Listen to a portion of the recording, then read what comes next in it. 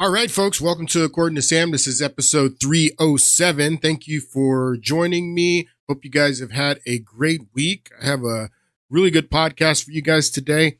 Today, we're going to start with a premise. And the premise of today's podcast is that the mainstream media in the United States has an agenda. Now, the media is not supposed to have an agenda. I guess they can have an agenda. I guess that the media having an agenda is part of their First Amendment right. They have the right to have an agenda, but ethically speaking, journalists, and it's kind of hard to tell the difference between. We're going to get into this. It's kind of hard to tell the difference between people who call themselves journalists and then people who are on TV that are giving you the news and opinion, like some of these talking heads on CNN, MSNBC, technically aren't journalists, but the people don't know the difference. They are presenting themselves as journalists, and the lines are pretty blurry. But for journalists to have an agenda that is not journalistic ethics, that departs from journalistic ethics. They're not supposed to have an agenda. And honestly, the media is not supposed to have an agenda, but the media has an agenda. That is the premise that we're going with today. They have an agenda. President Trump just signed an executive order and removing the government funding of NPR and PBS, which is good. Finally, because it's been obvious that NPR and PBS they have an agenda, and they've been getting public funding for years now, and it's agenda driven media. They have an agenda, and the media overall has an agenda. That's the first part of the premise, is that the media has an agenda. The second part of the premise is that the agenda of the media is the same agenda of the Democratic Party. That's the second part of the premise, that there is no daylight between the agenda of the mainstream media and the agenda of the Democratic Party. And I have a great podcast for you today, people. Let's get into it. Today, we got the job numbers from April, and I mean, they beat the what they were expecting by something like 40,000 jobs. Came in at 177,000 jobs. The unemployment rate is steady at 4.2%, and they're telling you that we're going into a recession. They just released the numbers from the first quarter as well, and the first quarter GDP growth was negative, but Trump wasn't even sworn in until January 20th, you know? And even if you do have 2 consecutive quarters of negative growth, adding jobs to where we're adding jobs is what you told us. And during the Biden administration, if we're adding jobs, you can't be in a recession. That's what you told us, because Joe Biden had the first 2 quarters in 2022 were negative under Joe Biden. But they said, no, it's not a recession. And the media told that story. Because again, the media's agenda and the Democratic Party's agenda, there's no daylight. They have the same agenda. So I was telling you how last week, so we got the job numbers today. The Dow Jones is up over 41,000 again after Jerome. It was racing up beyond 41,000 and back up to 42,000, and then Jerome Powell comes out and gives this fear mongering and kills the economy. The Dow Jones growing like this with 145% tariff on Chinese goods, with a 10% tariff on every other nation across the board, and you have the economy. So we had the job numbers today. I'm waiting to see what the consumer price index numbers are for April. But if the CPI numbers come in at 2.4% or less, with the job numbers, I mean, Jerome Powell is going to have to cut rates, at least give a small rate cut. And when that happens, the stock market is going to take off with the tariffs on. And so, with the tariffs, I mean, we are back up over 41,000. I mean, it's still down from when Trump first came in, but I mean, we're collecting billions of dollars in tariffs right now, billions of dollars in tariffs. So I just let's start with this clip because I was going to say that the week before last, all the media and Democrats wanted to talk about was the Maryland father in El Salvador. And that whole story is blowing up now. If none of you have been following what's going on with the Maryland father, I have a clip here in a moment, what's going on with the Maryland father, but the media and the Democrats who have the same agenda were telling us over and over, oh my God, the Maryland father. So that was blowing up. And then the week after that, last week, it was all about the poll numbers. Trump's 100 days and the poll numbers, he's down. Everybody's unhappy with him. They can't stand him because he's bringing us into a recession. And, all driven by the media and the Democratic Party who have the same agenda.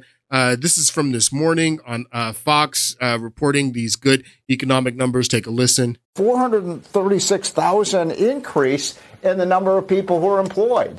So this is an amazing report. The number of people, the labor force participation rate rose. So this is a really strong number. I wanted to mention one other quick thing. About 2 weeks ago, every headline, Wall Street Journal, New York Times, Washington Post, everybody was, the stock market is crashing. And since then, the market has been up, like 2,800 points. Yeah, so, well, you don't see that and by the way, I don't see headlines about that. That was the point. Yeah, Wall Street Journal said it was 1932. They said it was 1932.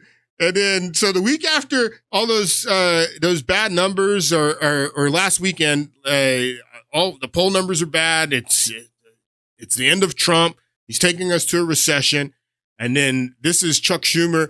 Just yesterday, they edited this clip. He's, coming out about how bad the poll numbers are for Trump. Trump's poll numbers in first 100 days are terrible. And then one of the reporters says, well, Chuck Schumer, your poll numbers are terrible. And then watch what happens. Americans are noticing. The polls this week show Trump has the lowest 100-day approval rating since they started polling 80 years ago, the lowest. Even worse, 72% of Americans think it's likely that Trump's handling of the economy will walk us directly into a recession. People who hate what Trump is proposing. Yes. There's a poll out today that has your approval rating lower than any other congressional leader at 17%. Are you 17%?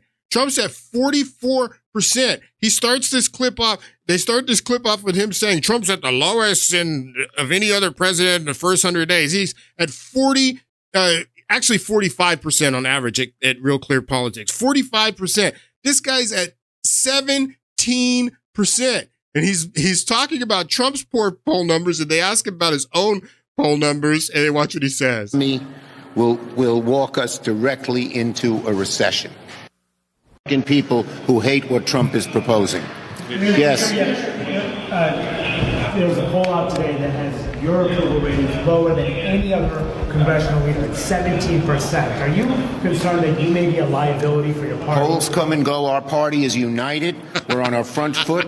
We're stepping forward and going after Trump. Polls come and go. Polls come and go when it's about your 17%, but you want to focus on Trump being down 2 points to 45%. These people are clowns. They cannot be trusted. They cannot be trusted. This clip just was unearthed. This is a unbelievable clip. I remember when this happened. This was in May of 2024. This was last year. This was before the debate. Before everyone had to admit that Joe Biden was in cognitive decline and that there was no way that he was going to be able to run for president, let alone win. And he does this interview, one of the few interviews that he's even doing, because remember, they're hiding this guy because they don't want people to know that he's in cognitive decline. Because every time that he did make a public appearance or do an interview like this, he does stuff like this. But they're telling us over and over again, over the last week that Trump's poll numbers down. He's taken us into a recession with these tariffs. These tariffs are so bad, and he's creating the recession and the bad economy. And Joe Biden, the economy that Joe Biden gave him was such a great economy. Trump got this great economy from Joe Biden, and Trump's ruining the economy.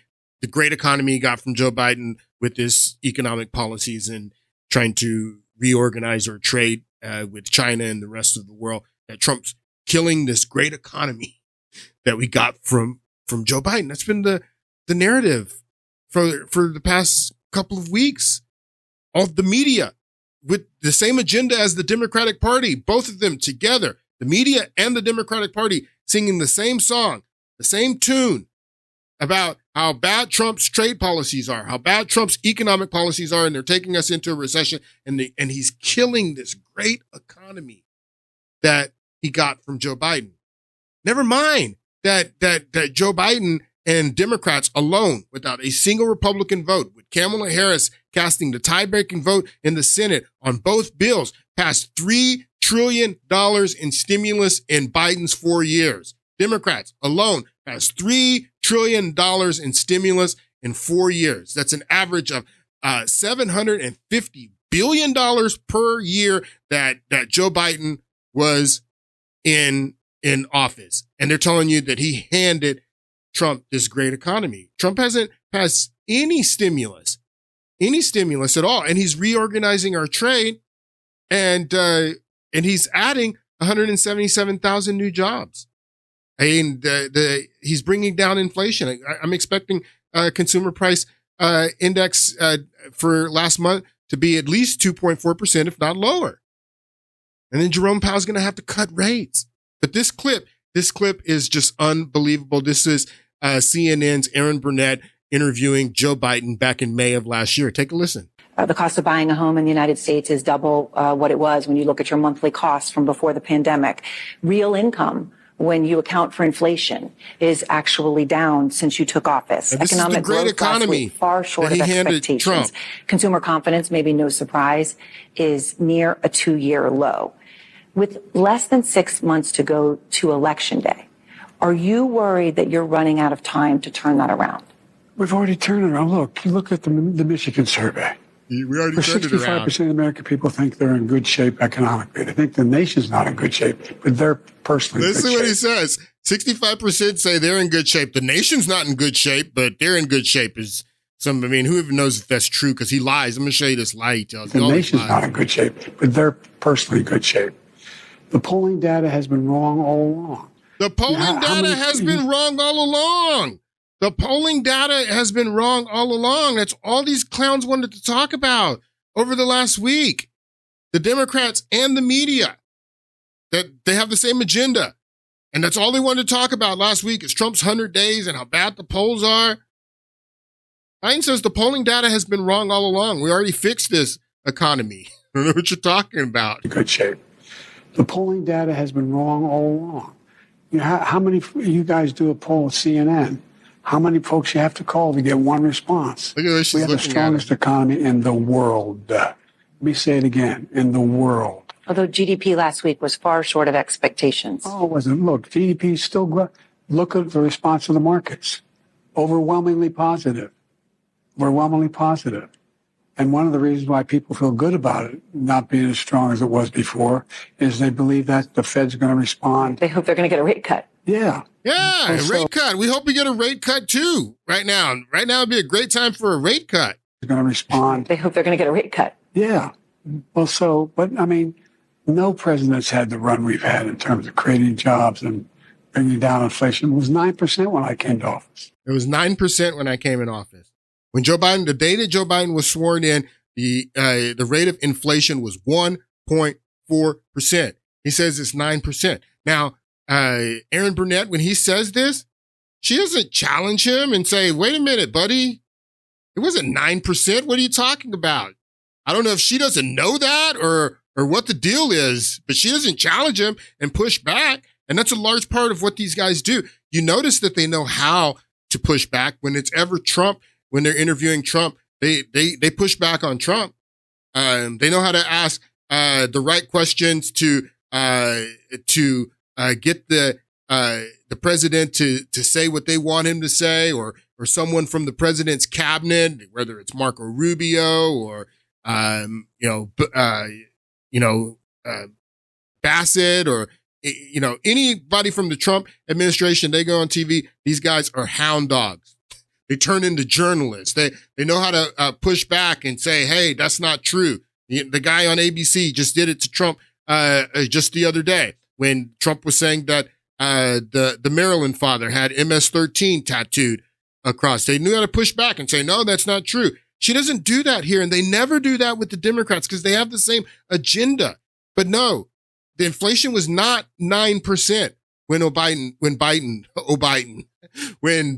was sworn in. It was 1.4%. So this clip, the Democratic Party right now is in chaos, and no matter how bad they're telling you Trump's poll numbers are, their poll numbers are worse, much worse. Just like the clip that I just showed you with Chuck Schumer trying to highlight Trump's 2% loss in his poll numbers, and this guy's at 17%. The Democratic Party is at 33% on average on Real Clear Politics. The Republican Party around 40, right where Trump is, around 44, 45%. So Democrats are in a lot of trouble. And this is an interview that I saw on the Bulwark, which is this liberal progressive platform on YouTube. And this guy, Rob Flaherty, he was a deputy campaign manager for Biden. And then when Biden dropped out, he became the deputy campaign manager for Harris. And I want you to listen to what these guys say here in this clip. We're going to talk mostly about the media in this podcast, but in the next podcast, I want to get into what's going on with the Democratic Party. And honestly, I'm going to tell you what their problem is, because they don't seem to know what their problem is. But I want you to listen to what this guy says here. He touches on it a little bit, though, in this clip. This is the closest that I've heard anyone from the Democratic Party get to what their problem is, but he still hasn't gotten it. Yeah. I mean, this question about how Democrats regain cultural relevance is so cultural interesting. relevance. It's such a big question. Like, what does that even look like? Is that like, building more relationships with influencers, or does it have to be like more organic than? Is that building? So that's what they think. This is what Democrats think. They don't think that it has anything to do with their policies or anything that to do with what they're doing. They just think that they're not getting the message out. Now, how are they not getting the message out if the mainstream media, the huge media corporations like Disney, like Comcast, like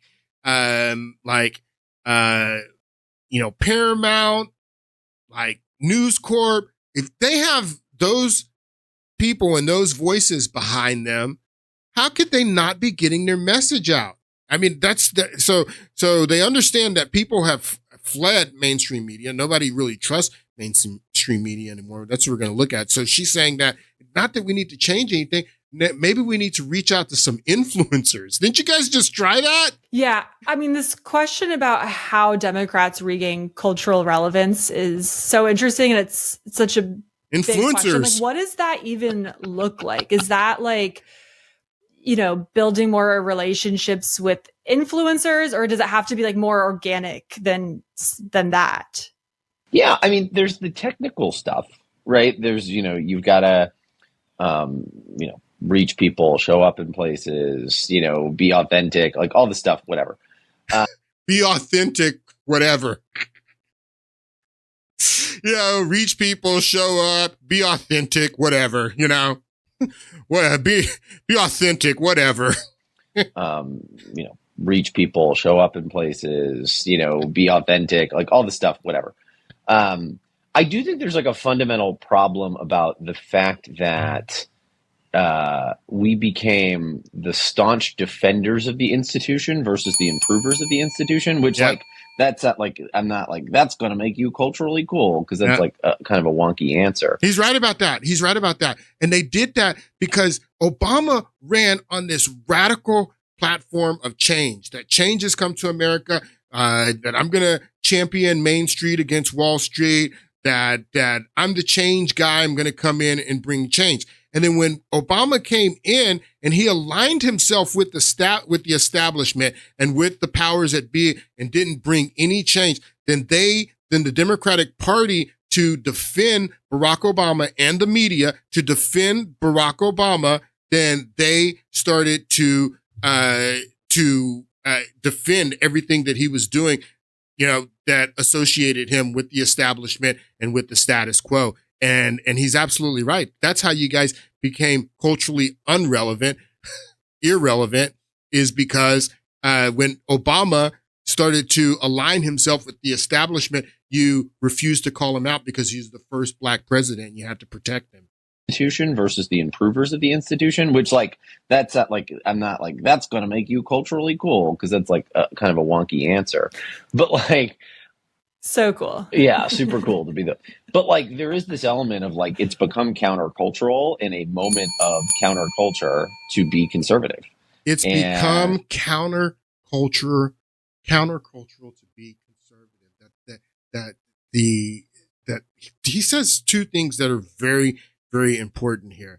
That basically that the culture has become so whatever goes. That's what liberalism is. Whatever your mind can think of, then you can do, and we can do. If a man wants to become a woman, he can become a woman. If two men want to have a baby, they can have a baby. Just whatever your mind can think of is what the culture became. This liberal, materialistic, vacuous culture, to where being conservative became counterculture, is what this guy says. And that's what I was telling you. I've been telling you guys that forever, that MAGA is rock and roll. MAGA is punk rock. MAGA is rap music in the 1980s. It is counterculture. It's new. It's something that people want, that separates them from the mainstream culture. That's what counterculture is. And this is what this guy says. Kamala Harris and Joe Biden's deputy campaign manager says that we as Democrats and the media started to embrace the establishment instead of criticizing the establishment. We started to embrace the establishment because we had to protect Barack Obama. And now being conservative is counterculture. It's rock and roll. We became the staunch defenders of the institution versus the improvers of the institution, which like, that's not like, I'm not like, that's going to make you culturally cool, because that's like kind of a wonky answer. But like, so cool. Yeah, super cool to be but like, there is this element of like, it's become countercultural in a moment of counterculture to be conservative. And like, in a moment where people hate institutions, where the traditional institutions of society are falling away and distrusted, that the conservatism became the thing that is rebellious and fun. And that is the thing that I think is really missing, is sort of the party, the left. It became less fun. It became less interesting. It was, progressive without being inclusive in many ways. Progressive without being inclusive in many ways. I mean, you guys better listen to this guy. It was, progressive without being inclusive in many ways.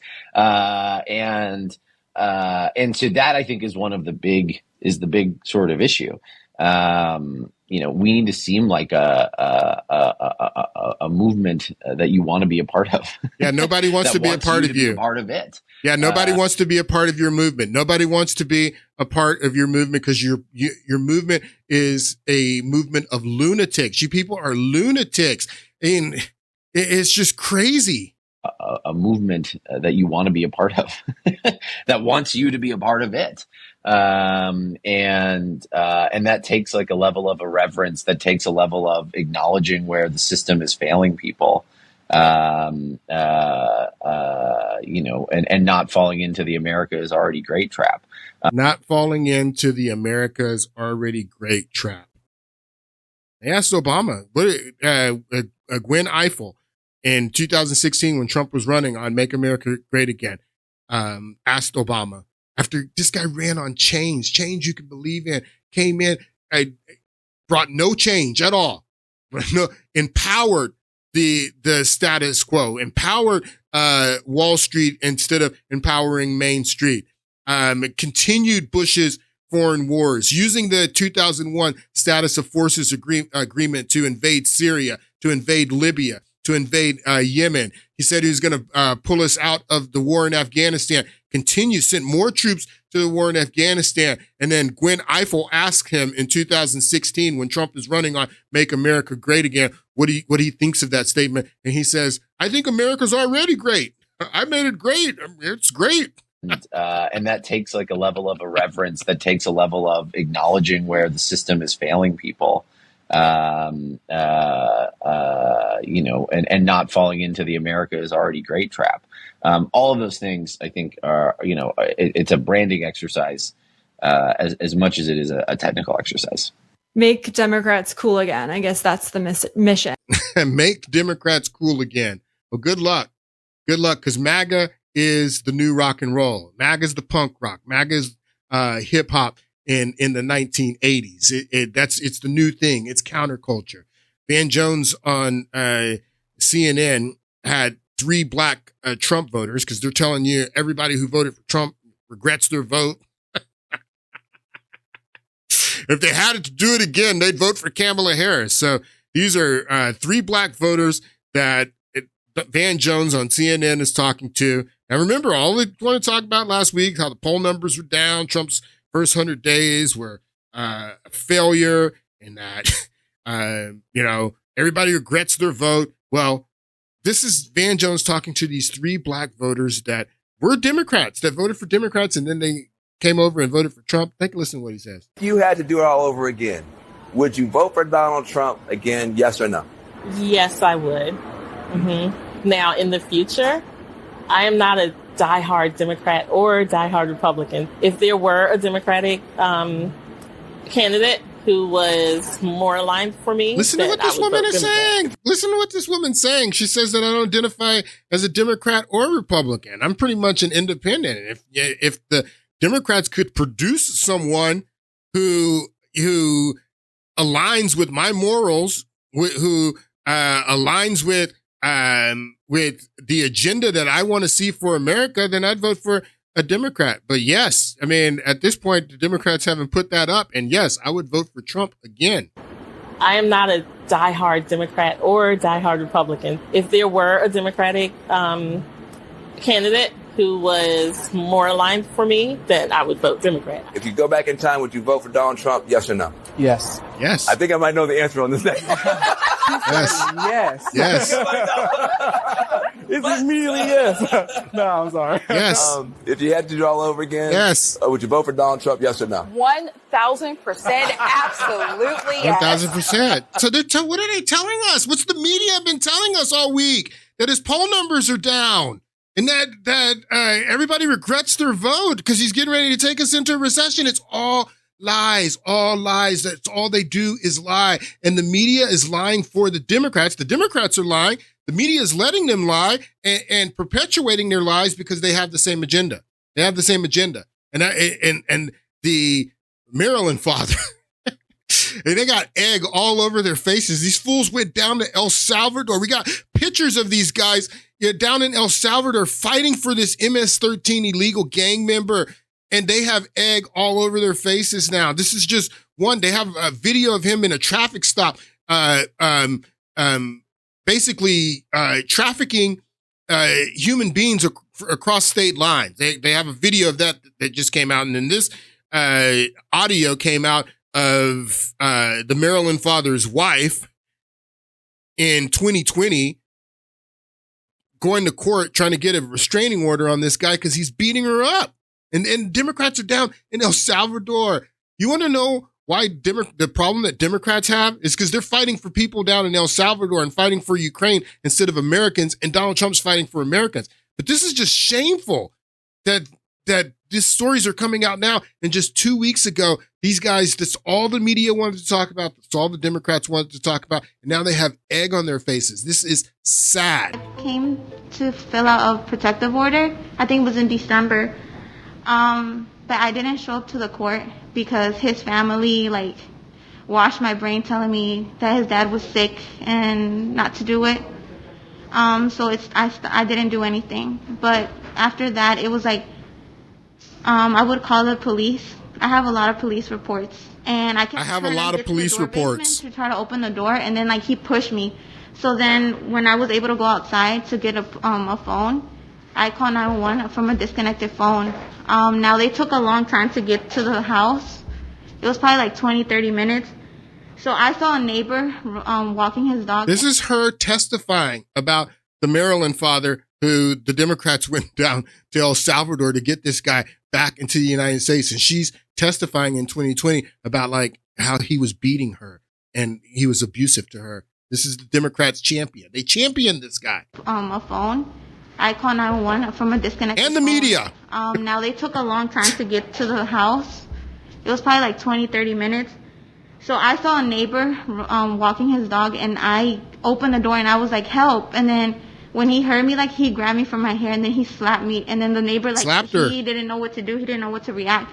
I have pictures of the evidence, all the bruises, because even on Wednesday, he hit me around 3 a.m. He would just wake up and hit me. And then last Saturday, he would just wake up and hit me. And Democrats for weeks championed this guy. Members from the Democratic caucus, from the Senate, the senator from Maryland went down there, met with this guy who beats his wife, who was trafficking human beings. Other members of the Democratic caucus in the House of Representatives went down there and made fools of themselves. And the media made fools of themselves by perpetuating this narrative over and over and over again. But it's just like the lies that they told you about Trump's failing poll numbers and how everybody regrets voting for him, and the lies they told you that everyone who doesn't take the vaccine is going to be dead, and the lies they told you about Russiagate, and the lies that they told over and over again. The lies that the media tells you are the lies that the Democrats are telling you. They're the same lies because they have the same agenda. It was hilarious. James Clyburn, Clownburn from South Carolina last week, he did this interview with MSNBC, this guy, Belshie. And Clyburn, Belshie was asking him, what's going on with you guys with Democrats? Why are you guys poll numbers so low? Why do people not like you? Why are people just disgusted by the Democratic Party? And James Clyburn said that the reason that we can't get our message, we have a great message is what he says in the interview. And I don't have it prepped, but he says we have a great message and the people like our platform. The problem is that the mainstream media,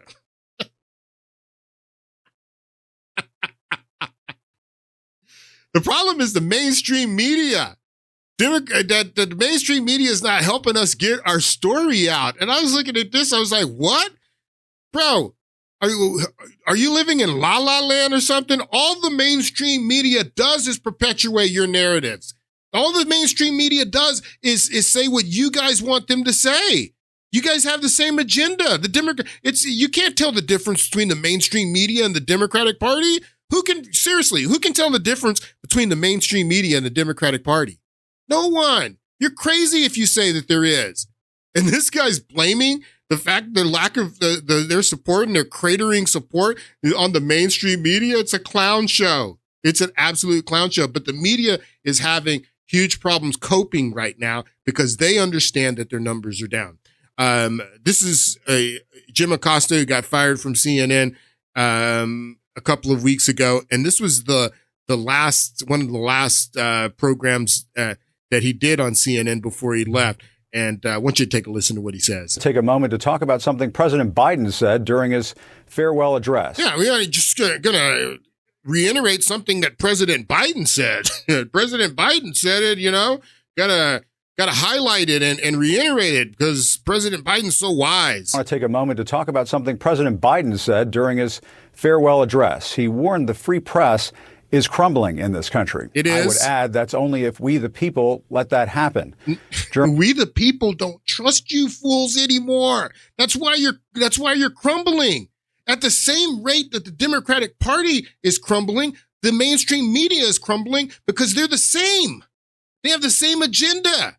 So you see the cratering numbers from the Democratic Party, and you also see the cratering numbers for the mainstream media as well. That it's not an accident that the media trust in the media is declining at the same time that trust in the Democratic Party is declining because they have the same agenda. They are the same. He warned the free press is crumbling in this country. I would add that's only if we the people let that happen. Journalists exist to seek the truth, to tell people stories, to lift up voices that make journalists exist to seek the truth. These people, and it's so fun. I'm going to play some clips from the White House Correspondents' Dinner here in a moment. They're so high on themselves. They have no idea that people. I mean, people they can't stand you. They can't stand the media in this country. They're disgusted by you. You guys put yourselves on this high horse and peer down on the American people from some ivory tower and try to act like you are above reproach. No one likes you. No one trusts you. What are you talking about, bro? Journalists exist to seek the truth, to tell people stories, to lift up voices that may not be heard otherwise, to shine a light on injustice, and to hold the powerful accountable. Hold the powerful accountable. This is what he says. Hold the powerful accountable. That may not be heard otherwise, to shine a light on injustice, and to hold the powerful accountable. We are not the enemy of the people. We are the defenders of the people. Yeah. Walter Cronkite once said, freedom of the press is not just important to democracy, it is democracy. Yeah, you guys have freedom. Nobody's taking away your freedom, and they're acting like they're under attack right now because people don't trust them and then people don't want to consume their BS. Hey, you guys have the freedom. I mean, you can put out whatever you want. But as consumers, we have the freedom to choose if we want to consume your nonsense, if we want to tune into you and listen to your lies, and we don't because we don't trust you and that you are a bunch of liars. And they have huge problems right now. Not only the Democratic Party, but also the media, because there's no difference in the Democratic Party and the media. They have the same agenda. This was a poll from Gallup that came out a few months ago, and it just shows terrible numbers for the media. Americans' trust in mass media is at its lowest point in more than 5 decades. 5 decades. About 2/3 of Americans in the 1970s trusted the media, such as newspaper, TV, radio. Now it's at 33%. Look at it. So I'll just show you the chart here. In 1972, the year that I was born, 68% said that they had a great deal or fair amount of trust in the media. 68%. And then you see it start to go down. 1976, you see it start to go down. And this is this year right here is when Bill Clinton signed the 1996 Telecommunications Act, which is the real root cause of this problem, is media cross ownership. The fact that so much of our media is owned by so few corporations and so few companies own so much of our media. Before the 1996 Telecommunications Act, which was signed into law by William Jefferson Clinton in 1996, this was heavily regulated. These corporations were not allowed to own so much media. And the reason why is because if you have so much media controlled in so few hands, you're going to get the same agenda-driven media across every platform because they're all owned by the same people. And it's only a handful of people that own and manage these news agencies. So that's the real problem that you see going on here. And that came about in 1996. And then you just see the steady decline after that. 31% now, from 68% in 1972 to 31% of Americans say they have a great deal or fair amount of trust in the media. 31%. Can you imagine who those 31% are? I feel bad for them. If you trust these liars, it's crazy. So I told you I was going to play some clips from the White House Correspondents' Dinner. This is a dinner that they do annually where all of the journalists who, this guy says, we hold powerful people accountable. Oh, really? You hold powerful people accountable? One of my favorite examples of them holding powerful people accountable is in 2004 at the White House Correspondents' Dinner when George Bush goes to the Correspondents' Dinner. He's telling jokes about WMDs in Iraq and everybody's laughing. Everybody, all these ivory tower journalists who hold powerful people accountable are in this room with a president of the United States who just lied the country into a war. And he's telling jokes there about lying the country into war. And they're all laughing. But they weren't laughing this year. There was no comedian at the White House Correspondents' Dinner this year. The president didn't show up. It was a really sad event. But this is, what's her name? Kristen Welker from MSNBC. And I want you to listen to a little bit of what she says. And she's introducing this guy, Alex Thompson from Axios, who they're giving an award.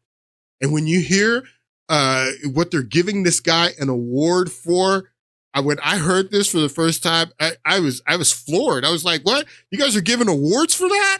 This is crazy.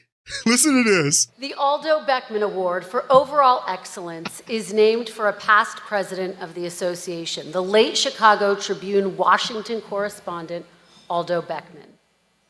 The award was established in 1981 to recognize a correspondent who personifies the journalistic excellence and personal qualities of Aldo Beckman. Impartiality, integrity, and a deep knowledge of the impartiality and integrity, huh? That's what you guys bring, huh? Impartiality and integrity. You guys are lying to yourselves because nobody else believes you.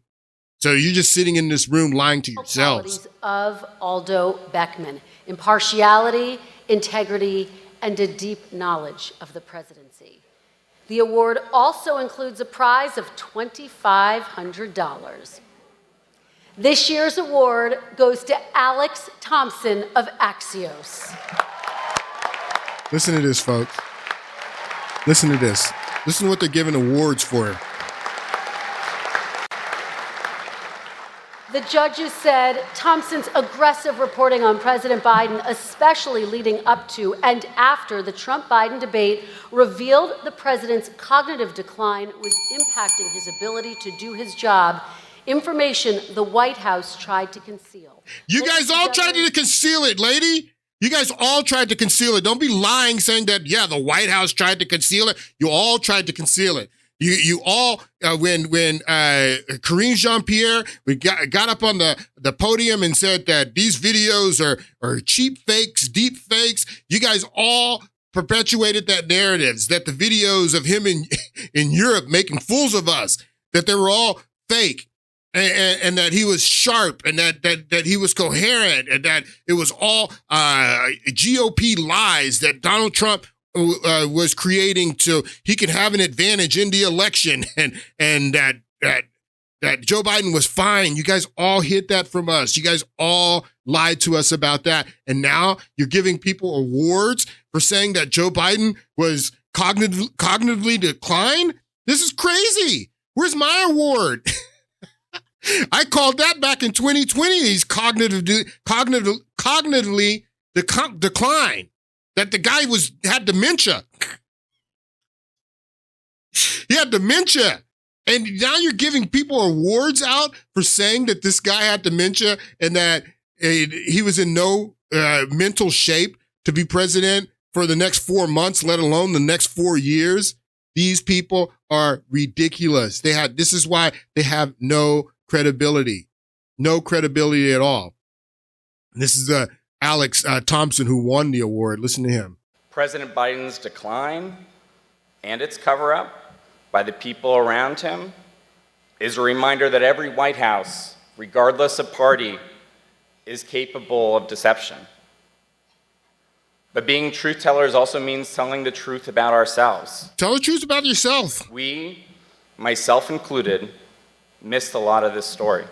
So, I mean, listen, at least he's being honest there. I mean, Kristen Welker's like, oh yeah, it was the Biden White House and the Democrats. They were the ones trying to hide it. You know, we were trying to dig deep on that story. Who are you fooling, lady? Who are you fooling? You were trying to hide it too. You guys were all trying to hide it. And at least he's honest here saying, yes, that you guys missed a lot of the story. You all tried to hide it. You all lied to us and we could see it. That's why we don't trust you. That's why only 31% of the country says that they trust you. Because we could all see it and you're gaslighting us and you're lying to our faces over and over again. Over and over again. This guy, this is this sassy queen, Eugene Daniels. He was the keynote speaker. You got to listen to a little bit of what he says. We journalists are a lot of things. We are competitive and pushy. We are impatient. And sometimes we think we know everything. But we're also human. We miss our families and significant life moments in service to this job. Service. Deeply about accuracy. And sir, look at this brooch this guy's wearing. He's talking about the service of this job. Look at this guy. This is another picture of him. They had another picture of him that I wanted to show you. But service. He's doing, you guys are doing such the hard work, the service for the people, the fourth estate. Bro, get over yourselves. You guys all need to get over yourselves and need to have some humility. And you need to change some stuff if you want to regain the trust of the American people. Because right now, your trust is down with the well poop. That's where your trust is. Nobody trusts you. And people trust the sushi at 7-Eleven more than they trust you. So you need to have some humility and get back to journalism is what you guys need to do. Because right now, I mean, this narrative about, oh, we're the defenders of the people and we hold the powerful accountable and sacrifice because we're the fourth estate. Nobody is buying that nonsense. But we're also human. We miss our families and significant life moments in service to this job. We care deeply about accuracy and take seriously. We care deeply about accuracy. Nobody buys this. It's funny because they didn't have a comedian. Usually they have a comedian and it's all this levity and jokes. There was very little levity and jokes unless you count this. These are some of the funniest jokes that I've ever heard at the White House Correspondents' Dinner, that we care deeply about accuracy. Accuracy and take seriously the heavy responsibility of being stewards of the public's trust. Nobody buys that. What we are not is the opposition. What we are not is the enemy of the people, and what we are not is the enemy of the state. If you were not the enemy of the people, if you were not the opposition, you wouldn't even need to say it. You wouldn't even need to say it. But the reason you got to say it is because you've seen these numbers. You've seen these numbers from Gallup.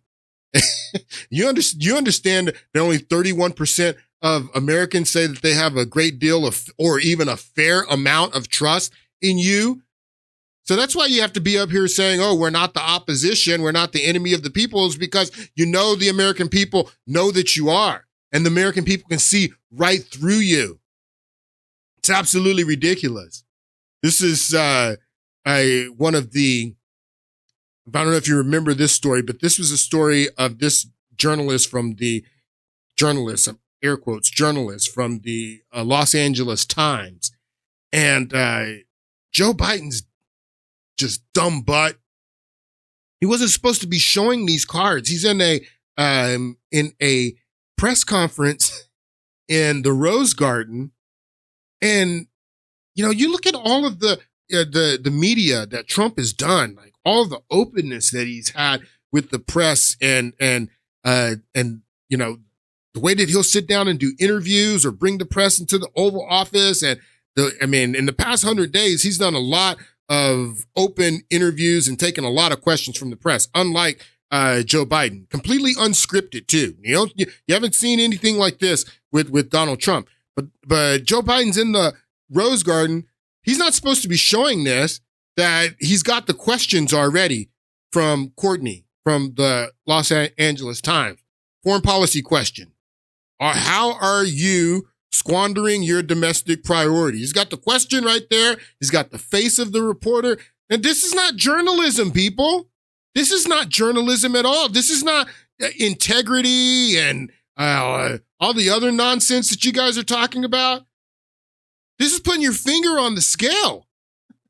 Why would this woman who's supposed to be a journalist, why would she even agree to this sham? If you're supposed to be a journalist, why would you even agree to give your question to Joe Biden beforehand, and then they have it printed on a card, and Joe Biden's dumb butt shows this to the world, and we see this.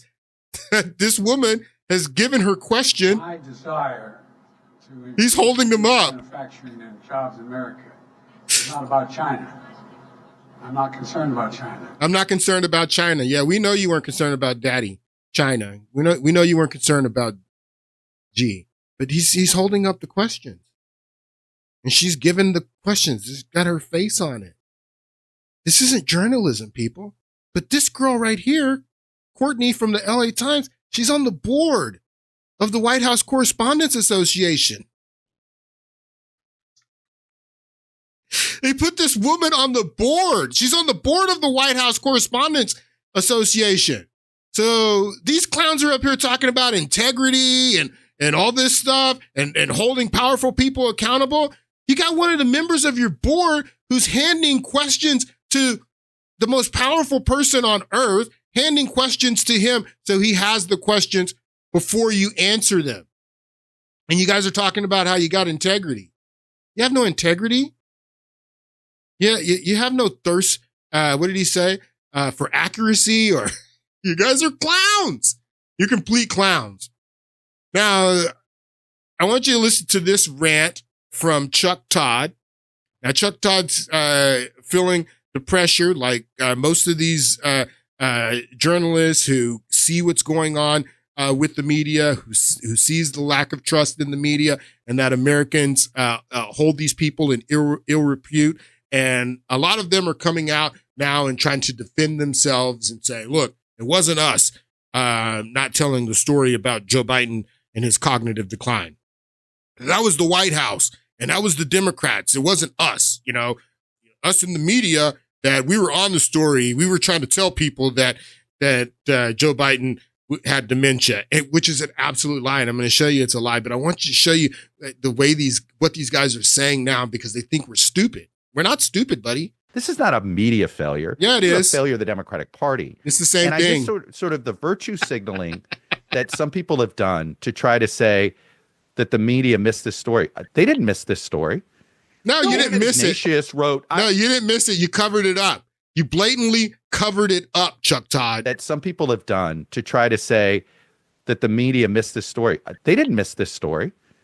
No. David Ignatius wrote, I just refuse to accept this stupid premise because it's a manufactured right-wing premise in order to sustain the media. The media's got plenty of things to it. He's all mad. It's right-wing propaganda to say that the media lied to us about Joe Biden's cognitive decline and tried to cover it up, is what he's saying. That's a GOP narrative. That's a lie. I just refuse to accept this stupid premise because it's a manufactured right-wing premise in order to stain the media. The media's got plenty of things to attack them for.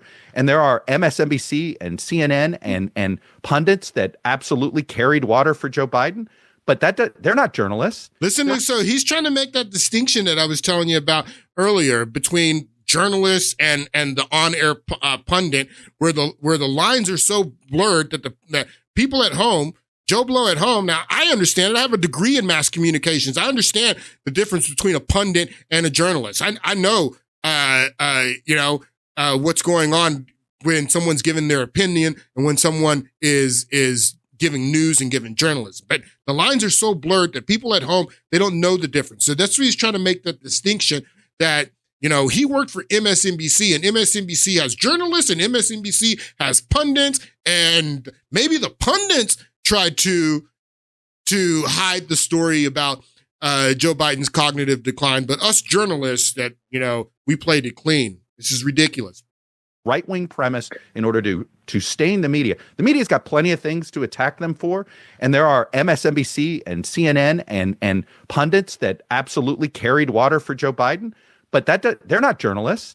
They're former strategists that carried water for Joe Biden. The journalist, David Ignatius, wrote a very high-profile column in October of 23 saying, is he really running again? This doesn't seem like a good idea.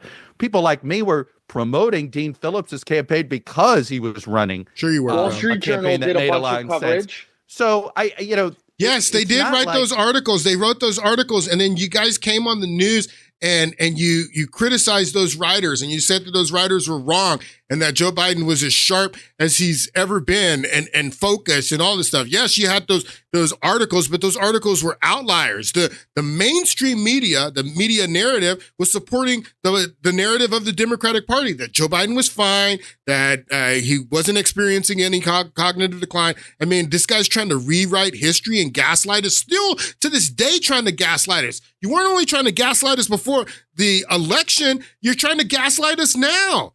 I mean, if you really want to build back the trust of the American people, now's the time to be honest with people and stop trying to gaslight us. They're former strategists that carried water for Joe Biden. The journalist, David Ignatius, wrote a very high-profile column in October of 23 saying, is he really running again? This doesn't seem like a good idea. People like me were promoting Dean Phillips's campaign because he was running Wall Street Journal did a bunch of coverage. So it's not like this. This isn't WMDs where the White House worked with the mainstream media to manufacture. So where the White House worked with the media with WMDs, and he's absolutely right that the media told the story that the Bush administration wanted them to tell after 9/11. They were working with, because they had the same agenda as Bush at that time. But he's trying to make it partisan that, the media worked with George Bush to tell the story about WNDs, but we weren't doing that for the Democrats before the 2024 election. No, you absolutely were doing that for Democrats. Just like what MSNBC and NBC, which was owned by defense contractor General Electric, back in 2003, when Bush was telling the story, they were absolutely telling the story that Bush wanted. And just like you guys were absolutely telling the story that Biden wanted. It's not like this. This isn't WMDs where the White House worked with the mainstream media to manufacture a story that did not exist. That was a press failure. It was massive press failure. It was. This was not that failure. No. This was that failure. There's been numerous press failures since 2003. Chuck Todd. Failure, massive press failure. This was not that failure. This is an attempt by some to virtue signal, and it's this horrible sort of pitting different news organizations against each other, when ultimately the people at fault are Chuck Schumer, Nancy Pelosi, Jill Biden, Joe Biden. If they're the ones that are at fault, Chuck Todd, why didn't you call them out the way you're calling them out right now? Why didn't you do a rant like this before the election last year? Why didn't you do a rant like this before the debate last summer? Why didn't you do a rant like this 2 years ago when Biden was showing that he had cognitive decline? But now the election's over. It's all over. Trump's won. And now they're throwing each other under the bus as fast as they can, if you can't tell what he's doing here, and blaming them that this was the Democrats' fault, but not the media's fault. He thinks we're stupid. The people at fault are Chuck Schumer, Nancy Pelosi, Jill Biden, Joe Biden, Kamala Harris, every elected member of Congress. Yeah, you're at fault too, Chuck Todd. The media is at fault too. So he thinks that we don't remember this, that we don't have this supercut. Take a listen. Start your tape right now, because I'm about to tell you the truth. And F you if you can't handle the truth. This version of Biden is the best Biden ever. She knows so long as she was denied. In fact, I think he's better than he's ever been.